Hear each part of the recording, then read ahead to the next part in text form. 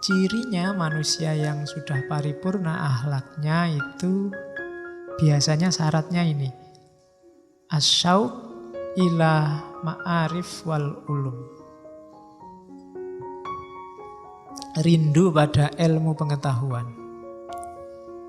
Kalian punya potensi jadi manusia ideal menurut Ibnu Miskaweh kalau punya kerinduan pada ilmu. Berarti jiwamu haus untuk penyempurnaan. Tapi kalau sama ilmu berat, latihanlah cinta sama ilmu. Bukan kok terus ditinggal. Oh berarti belajar bukan bakat saya Pak. Enggak. Saya enggak bakat Pak belajar itu. Harus dibiasakan untuk suka belajar. Karena dari situ nanti kita bisa mencapai manusia ideal yang kondisi jiwanya optimal tadi. Nah, suksesnya kamu di dunia ilmu itu kalau pengetahuannya sudah nyampe level kuliah.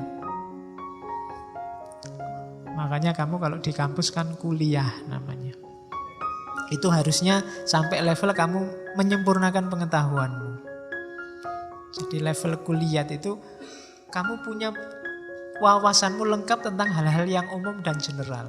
Sehingga untuk hal-hal kecil kamu bisa langsung memutuskan. Karena yang umum besar-besar kamu sudah tahu.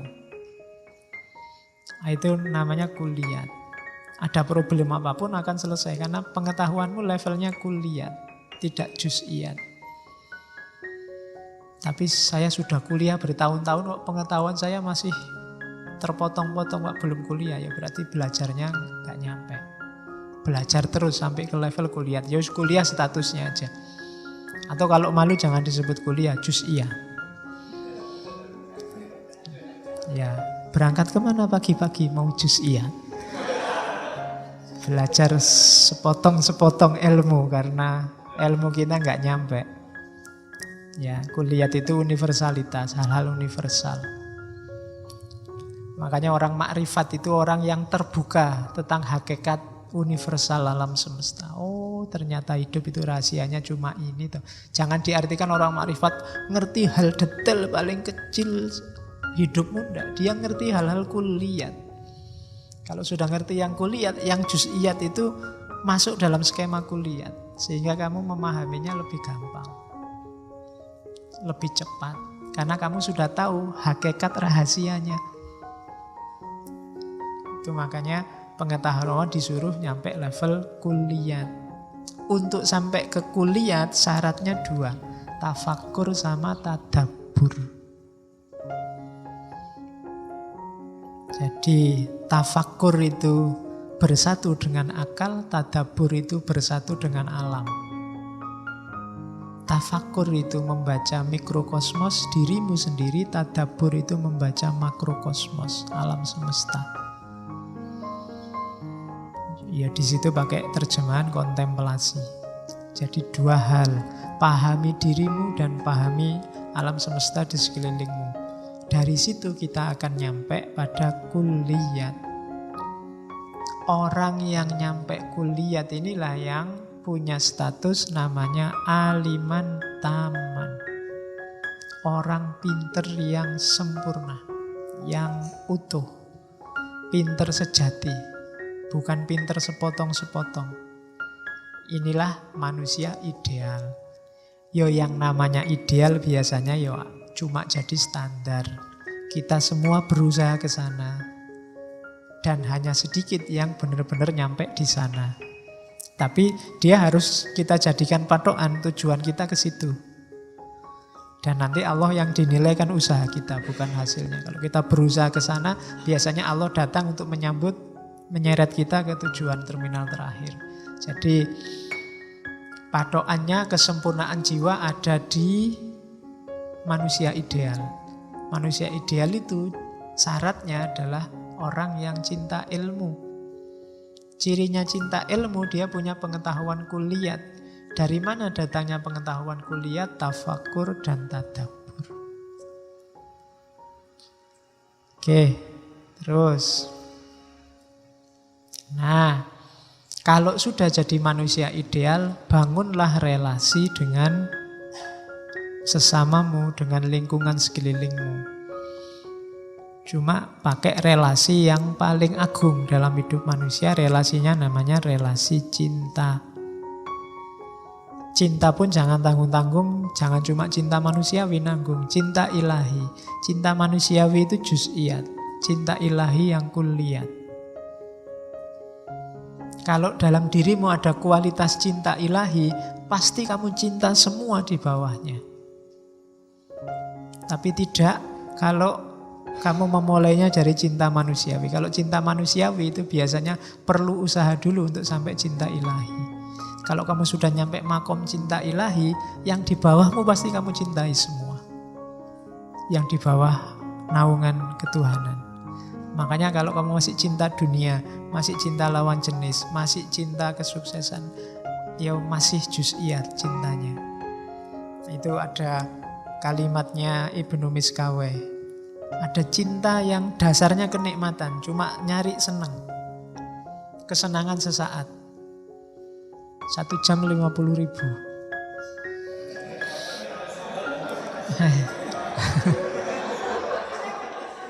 Iya, lu aku diceritani begitu ada hotel-hotel melati tertentu itu jam-jaman sak jam 50.000. Lah kok murah? Iya. Padahal itu cuma istirahat sebentar. Mbok kalau istirahat sebentar di masjid aja kan boleh. Gratis, tidak bayar. Kalau dasarnya kenikmatan, melekatnya cepat, hilangnya cepat. Jadi cepat loh itu, paling berapa menit kan kamu sudah. Pengennya kemerungsung kayak ya, tapi cepat selesai. Jadi itu dasarnya kenikmatan. Ya enggak cuma itu ya, kenikmatan makan, kenikmatan itu. Kalau pas lagi lapar kan kayak ya, semua mau dimakan. Begitu makan sudah kenyang ya sudah selesai, cepat. Jadi hati-hati kalau kamu punya pacar, dasarnya apa kamu cinta aku. Kalau nyari kenikmatan ya cepat itu nanti datangnya dan cepat perginya. Atau kebaikan, nggak aku suka kamu karena kebaikan. Nah itu melekatnya cepat dan hilangnya juga lama. Jadi dasarnya kebaikan. Karena kebaikan itu kan tadi khair, kualifikasi jiwa. Karena kamu baik, itu lama hilangnya. Tapi kalau kenikmatan, karena kamu cakep, itu kan hubungannya sama kenikmatan fisik. Itu biasanya lebih cepat hilang. Karena secakep-cakepnya orang pasti jelek pada akhirnya. Kamu kok cakep ya, aku naksir loh. Itu cepet hilang yang itu. Tapi kamu kok baik ya, tapi yang kayak gitu biasanya gombal.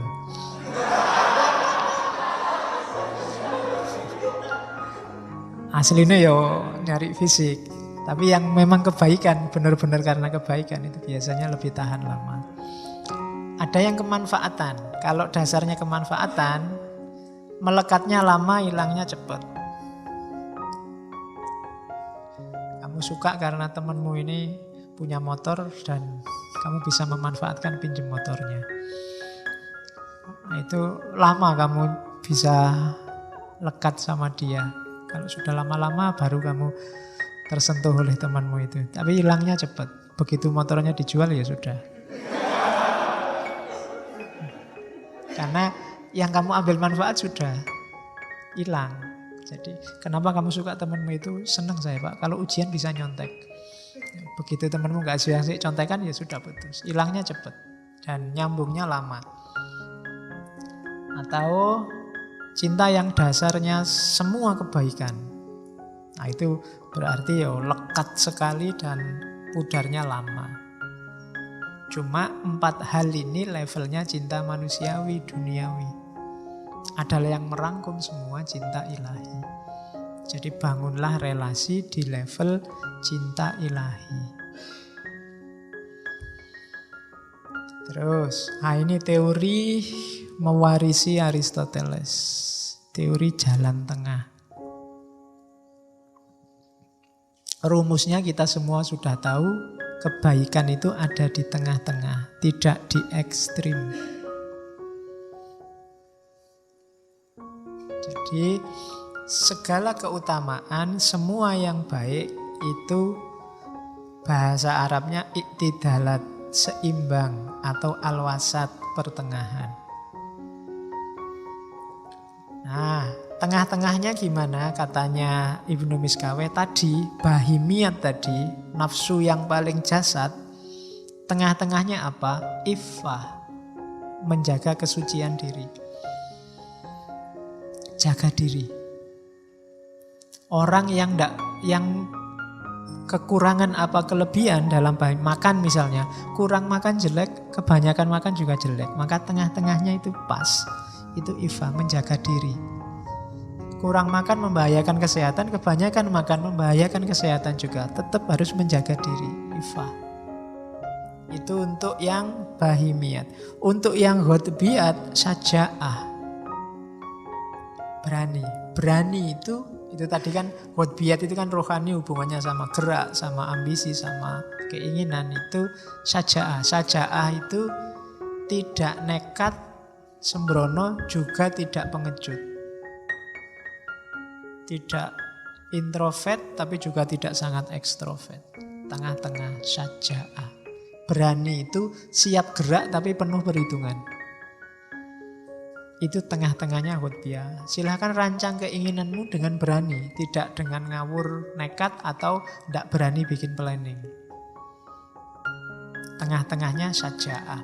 Kemudian kalau natikoh, tengah-tengahnya hikmah, kebijaksanaan. Bijaksana itu kemampuanmu untuk meramu pengetahuan sehingga pas, cocok untuk diterapkan. Kadang-kadang kan pengetahuan itu kan saya bilang sifatnya kayak senjata. Kapan kamu pakai pisau, kapan kamu pakai pedang, kapan kamu pakai samurai, kapan kamu pakai pistol, harus pas. Musuhnya pakai apa, kamu pakai apa. Medannya seperti apa, kamu pakai apa. Kalau nggarap sawah ya pakai cangkul, jangan pakai keris. Nggarap sawah, ini keris ampuh loh Pak. Iya, tapi untuk nggarap sawah ya pakainya cangkul, kan gitu.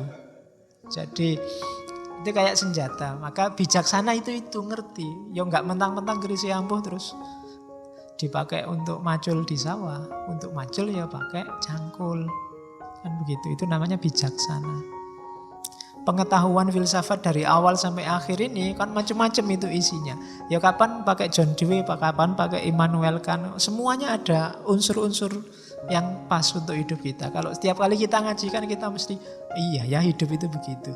Iya ya hidup itu begitu. Karena apa? Ada bagian dari hidup kita yang cocok sama itu. Maka pakailah dengan dosis yang cocok juga. Kapan harus pakai Karl Marx, kapan harus pakai Nietzsche, kapan pakai Freud. Itu kan kita harus ngerti dosisnya. Begitu salah dosis, ya kacau hidup kita. Gitu loh. Waktunya harus serius, eksisten kayak Nietzsche, kamu pakai yang pasif-pasif kayak sufi-sufi, ya berat. Waktunya berjuang, ya pakai senjata yang bisa untuk berjuang. Waktunya tidur pakai bantal. Jangan waktu tidur pakai cangkul. Tidak bisa, itulah kebijaksanaan. Jadi intinya filsafat belajar di situ sebenarnya. Nyawanya ada di situ. Oke, nanti gabungan dari tengah-tengahnya tiga tadi namanya adalah keadilan. Tengah itu keadilan. Jadi nanti penjelasannya panjang di Ibnu Miskaweh. Tapi yang jelas hampir mirip dengan beberapa filosofi yang lain. Keadilan itu nyawanya moralitas. Itu dosis yang adil. Oke. Rumusnya ini kalau mau dipakai, pakai diagram. Jadi iffah tadi, kalau bahasa Arabnya iffah, antara dingin-dingin itu maksudnya kekurangan dan rakus, syarah, humud dan syarah. Syaja'ah antara jubun dan tahawur. Hikmah antara balagh itu dungu. Dungu itu tidak sama dengan bodoh. Dungu itu mungkin pengetahuannya banyak, tapi menggunakannya tidak pas. Itu dungu namanya. Kamu lah sudah ngerti tuh kalau kayak gitu. Iya nih saya tidak tahu harus dipakai tuh ternyata. Itu orang menyebutnya dungu. Balagh bahasa Arabnya. Atau lancang. Tidak ngerti nekat aja. Nah itu namanya sofah. Kalau adil ya lawannya zalim, aniaya. Baik menganiaya maupun dianiaya, bagi Islam dua-duanya tercela. Maka jangan izinkan dirimu dianiaya dan jangan bolehkan engkau menganiaya, itu Islam. Kalau kamu sedang dianiaya, ya keluarlah dari konteks keteraniayaanmu. Kalau kamu sedang menganiaya, berhenti, jangan menganiaya. Di level apapun. Karena fenomena keteraniayaan itu menunjukkan tauhid yang tidak hidup. Kenapa? Dalam fenomena penganiayaan ada yang ranking atas, ada ranking bawah. Yang atas menganiaya yang bawah. Dan ketika ada hierarki atas bawah, berarti ada yang di atas makhluk selain Allah. Itu berarti tauhidnya perlu dipertanyakan. Kita keluar dari jerat yang anti tauhid itu berarti kita keluar dari jerat kezaliman. Tengah-tengahnya adil. Nah, yang butuh dalil tak kasih dalil, ben koyo ngaji tenanan. Ini dalilnya tengah-tengah, ya.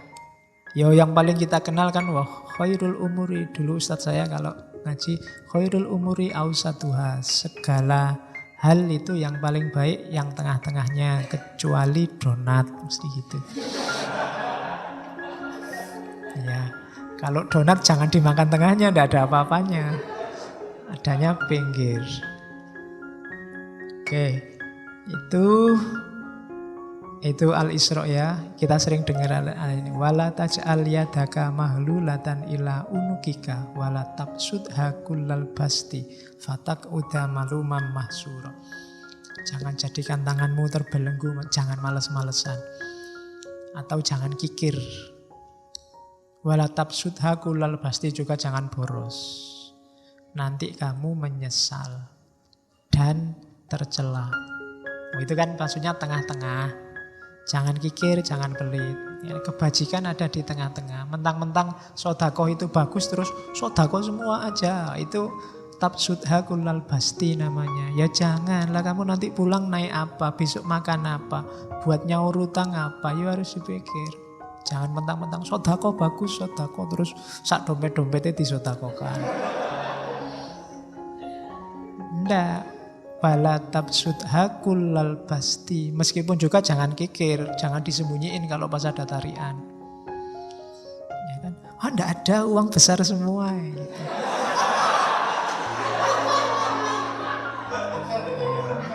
Sering ya gitu.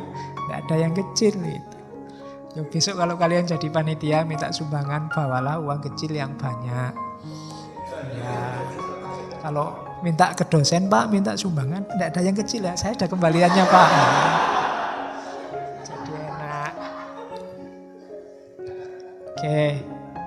Atau Al-Furqan, waladzina idza anfaqu lam yusrifu wa lam yakturu. Dan orang yang ketika menafkahi tidak berlebihan dan juga tidak pelit. Al-Furqan 67. Kalau Al-Furqan sebenarnya ada ayat bagus sebelum 67 itu ya. Wa ibadur rahmani alladzina yamshuna fil ardi haunan wa idza khatabal jahiluna qalu salama. Itu ayat untuk melawan orang-orang bodoh. Hari ini kan banyak orang tidak pinter ngomong semua di medsos. Dan itu diingatkan oleh Al-Quran. Kita yang pinter ya jangan kayak gitu juga. Jadi wa ibadur rahmani, dan hamba Allah yang maha penyayang itu alladzina yamshuna fil ardi hauna. Kalau jalan di muka bumi dia tawadhu, menundukkan diri. Wa idza khatabahumul jahiluna, kalau ada orang-orang bodoh ngomong macam-macam termasuk tentang dirinya, qalu salama. Mereka hanya ngomong hal-hal yang menyelamatkan, hal-hal yang damai, hal-hal yang dingin. Kelemahan kita selama ini kalau ada orang ngomong jelek terus kita balas dendam ngomong jelek juga. Dia sudah mendahului ngomong jelek, aku ngomong jelek. Sana miso sini miso. Level kita akhirnya jatuh ke level mereka. Nah, padahal Quran nyuruhnya ndak, wa idza khatabahumul jahiluna qalu salama. Ini ayat sebelumnya kalau enggak 6364 Al-Furqan. Oke, ya bahanmu kalau disuruh kultum. Pakai itu ya. Judulnya anti hoak. Terus